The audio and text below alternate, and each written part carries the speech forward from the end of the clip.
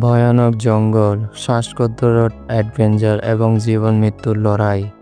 এই গল্প একজন বাস্তব ব্যক্তি, ইউসি, যিনি অ্যামাজনের গভীরে হারিয়ে গিয়েছিলেন। কিভাবে তিনি ১৯ দিন ধরে একা জঙ্গলে টিকেছিলেন। আজ আমরা এই অবিশ্বাস্য সত্য ঘটনা তুলে ধরব আপনাদের মাঝে। হ্যালো এভরিওয়ান, আসসালামু আলাইকুম। আমি মোহাম্মদ হাসান আছি আপনাদের সাথে নতুন একটি ভিডিও নিয়ে। চলুন শুরু করা যাক। ১৯৮১ সালে ইউসি অ্যাডভেঞ্চারের আশা দিয়ে আসেন অ্যামাজনের গহীনে নতুন উপজাতিদের সন্ধানে। লাপাজও তিনি সুইস শিক্ষক মার্কোস এবং আমেরিকান ফটোগ্রাফার কেভিনের সাথে বন্ধুত্ব করেন। হঠাৎ একদিন কার্লো রূপচর্চা নামে একজন রহস্যময় ব্যক্তি তাদের জঙ্গলের গভীর এক উপজাতির অস্তিত্বের কথা বলেন। ইউসি কৌতূহলী বশত কার্লোর গল্পটি বিশ্বাস করে নেন এবং বন্ধুদেরকে রাজি করান এই বিপজ্জনক যাত্রা যেতে শুরু করে, কিন্তু তারা কখনো ভাবতে পারেনি যে তাদের জন্য এটি কাল হয়ে দাঁড়াবে। দলটি অ্যামাজনের গভীরে প্রবেশ করে, কিন্তু খুব শীঘ্রই তারা বিপদের সম্মুখীন হতে শুরু করে। বৃষ্টি, কাদামাটি, বিপজ্জনক নদীর প্রতিটি পদক্ষেপে কঠিন হয়ে উঠতে থাকে। মার্কোসের পায়ে ভয়ানক ক্ষত তৈরি হয়, হাঁটার জন্য সে দুর্বল হয়ে ওঠে। কেভিন এবং ইউসি বিরক্ত হয়ে পড়েন, কারণ বর্ষাকালের আগে তাদের জঙ্গল থেকে বেরোতে হবে যেমনি হোক।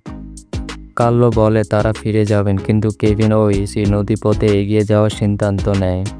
তারা একটি ভেলা তৈরি করে, কিন্তু ভয়ানক স্রোতে সেটি ধ্বংস হয়ে যায়।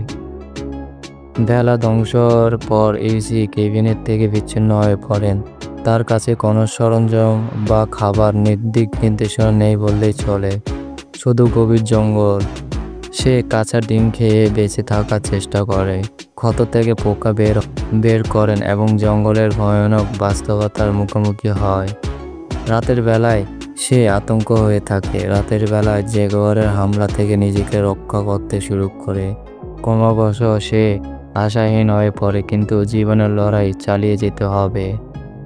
কেভিন স্থানীয়দের সহায়তায় উদ্ধার পায় এবং ইউসিকে খুঁজতে বের হয়। দিনের পর দিন কেটে যায়, কিন্তু ইউসির কোনো খোঁজ নেই। অবশেষে কেভিন এবং স্থানীয় এক নৌকার মাঝে ইউসিকে খুঁজে পায় নদীর ধারে দুর্বল অবস্থায়। ১৯ দিন দুঃস্বপ্ন শেষ, ইউসি জীবিত হয়ে বিশ্বকে জানায়।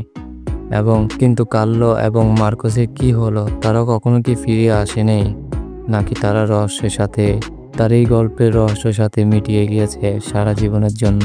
এই ঘটনা থেকে আমরা কি শিখলাম? কখনো অজানা মানুষকে অন্ধভাবে বিশ্বাস করা উচিত নয়।